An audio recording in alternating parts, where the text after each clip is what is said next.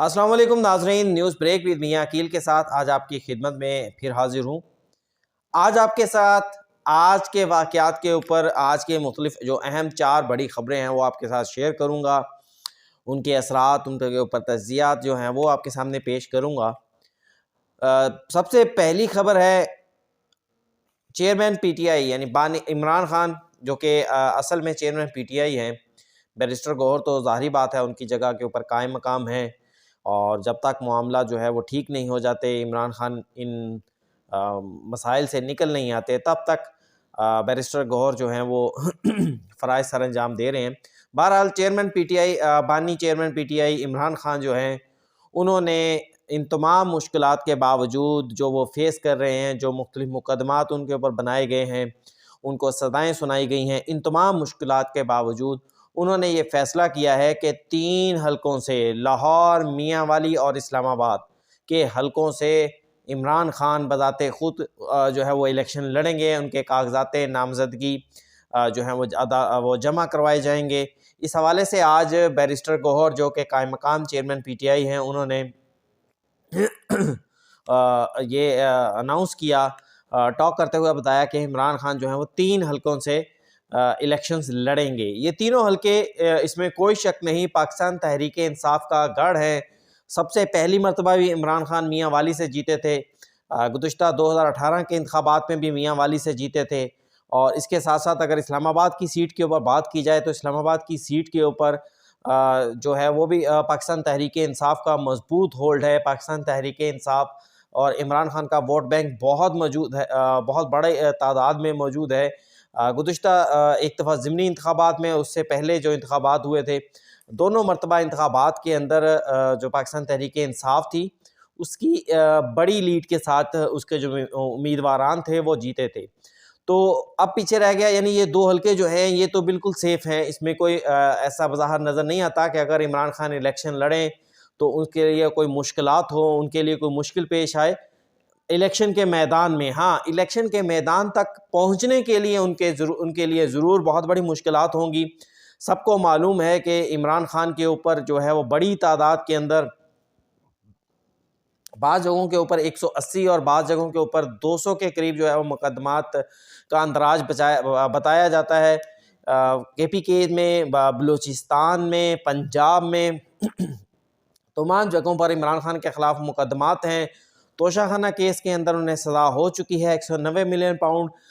NAB reference جو ہے وہ شروع ہو چکا ہے، سائفر ٹرائل جاری ہے عمران خان کے خلاف۔ اس کے ساتھ ساتھ تو 190 ملین پاؤنڈ جو ہے اس کا بھی ریفرنس جو ہے وہ نیب کورٹ میں شروع ہو چکا ہے، اور سائفر کیس کے اندر تو اسلام آباد ہائی کورٹ کی ڈائریکشنز بھی ہے، روزانہ کی بنیاد کے اوپر ہیئرنگ ہو رہی ہے، اور یہ ممکن ہے کہ آئندہ چند دنوں کے اندر اس میں جو ہے وہ فیصلہ آ جائے، اور فیصلہ لگتا نہیں ہے کہ chairman P T I Imran Khan کے حق میں آئے گا۔ بہرحال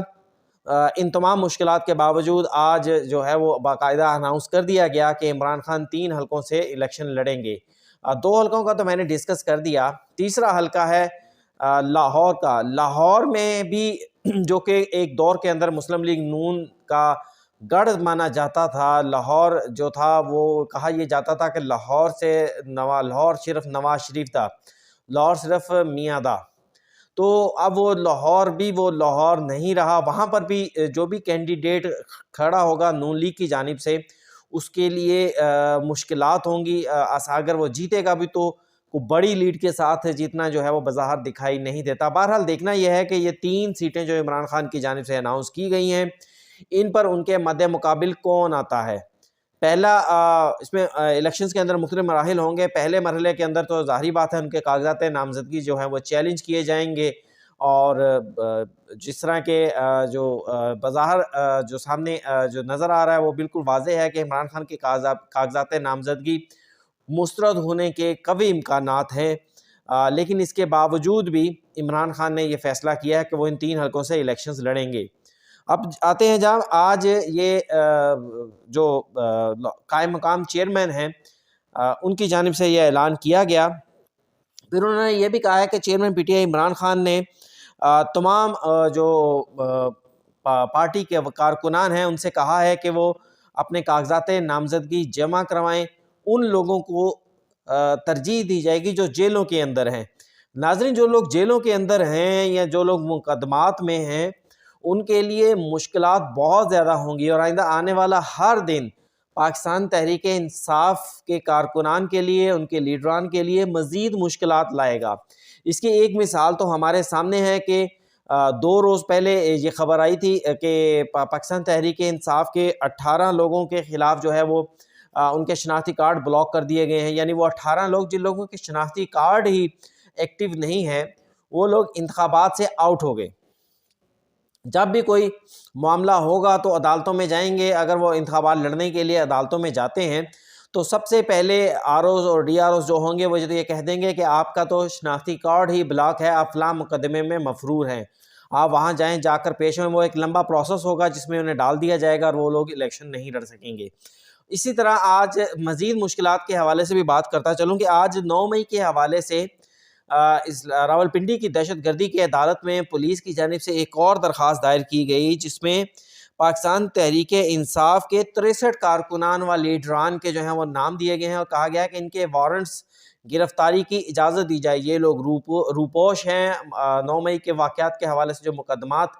بنائے گئے ہیں ان کے اندر یہ لوگ پیش نہیں ہو رہے۔ ان کے اندر بھی پاکستان تحریک انصاف کے جو بڑے نام ہیں، 63 لوگوں کے نام لینا تو ممکن نہیں، لیکن جو بڑے نام ہیں وہ میں آپ کے سامنے لے دیتا ہوں۔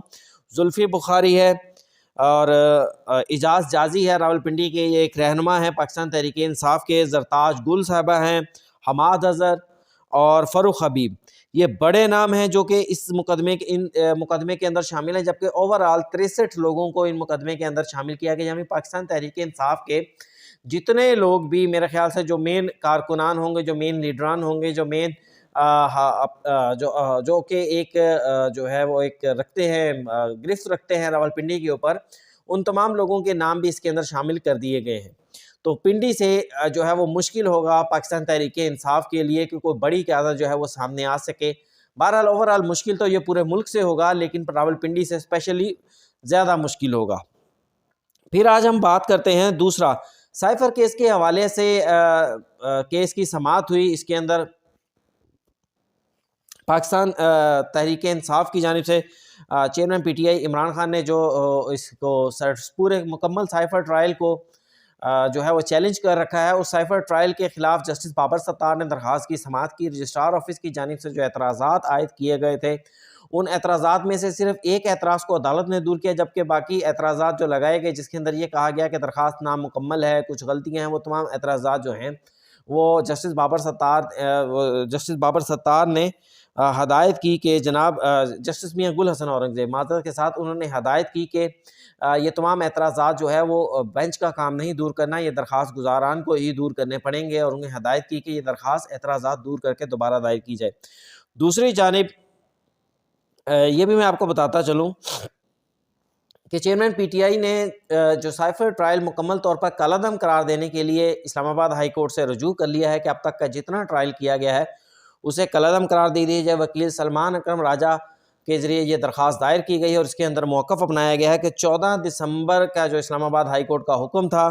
اس کے 21 نومبر کا جو حکم تھا اس کے برخلاف 14 نومبر سے جو ہے وہ کارروائی کا آغاز کیا گیا، اور 14 نومبر کے حکم کے اندر تو میڈیا پر بھی پابندی عائد کر دی گئی، مختلف لوگوں کے اوپر پابندی عائد کر دی گئی، حتیٰ کہ اس کی خبر چلانے کے اوپر بھی پابندی عائد کر دی گئی۔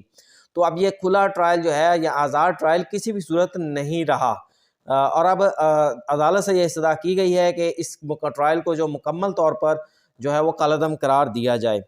اس کے بعد جناب میاں نواز شریف صاحب کی بھی خبر آپ کے ساتھ شیئر کریں۔ انہیں مسلم لیگ نون کا اجلاس تو روزانہ کی بنیاد کے اوپر ہو رہا ہے پارٹی کی ٹکٹوں کے حوالے سے، لیکن ابھی تک ان کی جانب سے ناموں کی جو فہرست ہے وہ سامنے نہیں آئی، نہ ہی یہ بتایا گیا کہ نواز شریف کس حلقے سے الیکشن لڑیں گے۔ لیکن NA-15 مانسیرا میں جو ہے نواز شریف کو آفر کی گئی ہے کہ نواز شریف NA-15 مانسیرا سے انتخاب جو ہے وہ لڑیں، اپنے کاغذات نامزدگی جمع کرائیں۔ موجودہ دور کے اندر مسلم لیگ نون کے رہنما نواز شریف کے لیے یہ ایک مشکل امر ہوگا ان کے لیے فیصلہ کرنا کہ کہاں سے الیکشن لڑیں۔ بہرحال ایک ویلاگ کے اندر میں یہ چیز بھی آپ کو بتاؤں گا کہ مسلم لیگ نون نے کیا پالیسی بنائی ہے، ان کی توقعات کیا ہیں ان انتخابات کے حوالے سے۔ اس کے بعد آتے ہیں جناب اسلام آباد ہائی کورٹ میں ہی جسٹس بابر ستار نے آڈیو لیکس کمیشن کے حوالے سے جو ہے وہ درخواست پر سماعت کی۔ دوران سماعت وکیل لطیف کھوسہ نے عدالت کے سامنے سب سے پہلے یہ موقف اپنایا کہ ان کا نام چلانے کے اوپر باقاعدہ پابندی ہے، لیکن ان کی جو تصویر ہے وہ باقاعدہ ریگولرلی چل رہی ہے۔ پھر مزید کہا گیا کہ جج صاحب کی جانب سے اٹارنی جنرل آف پاکستان سے کہا گیا کہ خبر تھی کہ انٹیلیجنس بیورو IB کو لوگوں کی کالز ریکارڈ کرنے کی اجازت دی گئی ہے، تو اس حوالے سے بتائیں، جس پر اٹارنی جنرل نے کہا کہ وہ اس حوالے پر ہدایات لے کر عدالت کو آگاہ کر دیں گے۔ پھر اس کے بعد جناب جسٹس بابر ستار نے مزید آبزرویشن دیتے ہوئے کہا کہ اب یہ حکومت پر ہے کہ وہ ٹرائل کس طرح چلانا چاہتی ہے، کیا حکومت اس کیس کا تماشا بنانا چاہتی ہے۔ اگر حکومت تعاون نہیں کرتی تو پھر انٹرنیشنل اور نیشنل جو ماہر ہیں ان کی معاونت لی جائے گی اور عدالت جو ہے وہ مناسب فیصلہ کرے گی، جس کے بعد عدالت نے